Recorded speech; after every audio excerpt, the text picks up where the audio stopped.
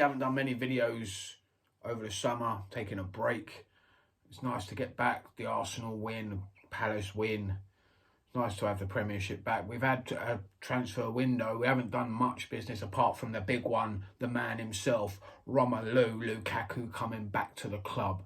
What a transfer bit of business that was. Smart bit of business, getting that done, getting in a proper striker, the missing piece of the puzzle. And really, we haven't really made any other transfers. We've made one other of note, and he was a third choice keeper from Fulham, Bettinelli. I doubt we're going to be seeing much of him in many games this season. But the main priority for me in this transfer window was hopefully getting rid of some of the dead wood that have been just lingering around the club for time. We just need to get rid of some of them. You know what I'm talking about. We had like 40 odd players come back for pre-season. That's ridiculous. You had the likes of Bakayoko, Matt Miyazaga, Ruben Loftus-Cheek, Danny Drinkwater, Ross Barkley, Zappa Costa. Some of these players have moved on. Some of them have gone on loan. We've still got the likes of Bakayoko hopefully going to AC Milan at some point. Danny Drinkwater, we might as well just terminate his contract, pay him off and say, fuck off, mate. We don't need you at this club. No one wants you either. You've gone on loans all over the place with third-rate Turkish team last year and they don't even want you.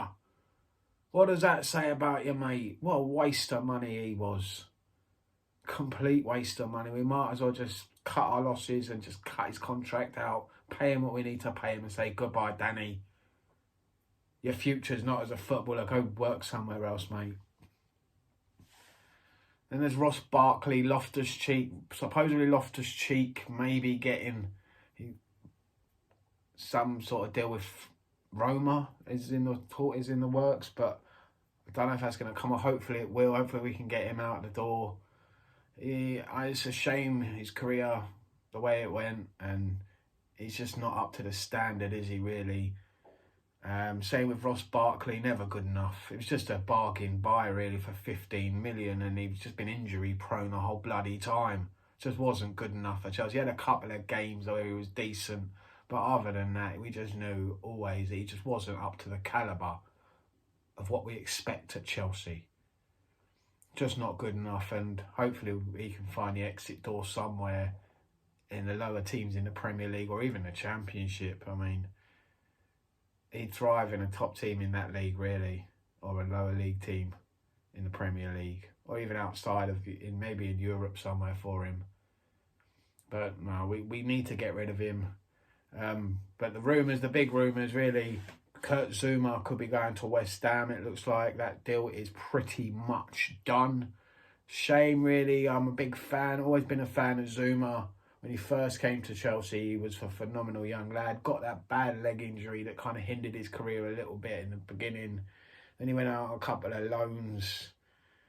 And then when he come under Frank Lampard, he did get that first team chance and he pushed, he did well, got to admit. He was solid, not so great on the ball at times, inconsistent with his decision making, can cost him at times. But overall, you just can't fault his work rate and his effort. And I'm going to be sad to see him go. West Ham, if he is going West Ham, which looks like his likely destination, have got the one hell of a centre-back. And it's only going to make them stronger. The size they've got in their team now, adding Zouma into that is just dangerous. I don't know. But farewell, Zouma. And we could be welcoming a crown jewel, if you will, in Jules Kounde in a centre-back role. Supposedly, we've just been waiting for Zouma to get out the door so we can finalise the transfer fee between Sevilla and Chelsea. I suppose that's all that needs to be done. They're discussing how much Sevilla want us to pay the full asking price, his release clause, and Chelsea just trying to take it down a little bit, from what I understand.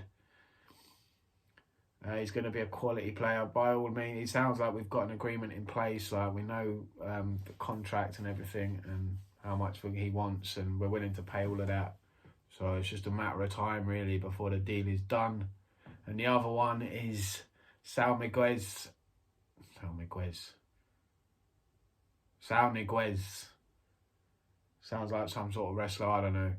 Saul Niguez from Atletico Madrid.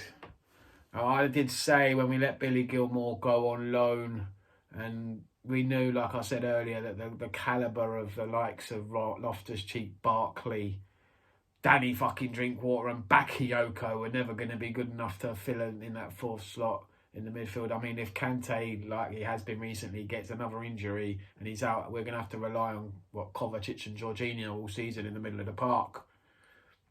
We needed some cover in there, and I'm happy to hear that this deal could be going through. It looks like it's going to be a loan, which I'm fine with the option to buy.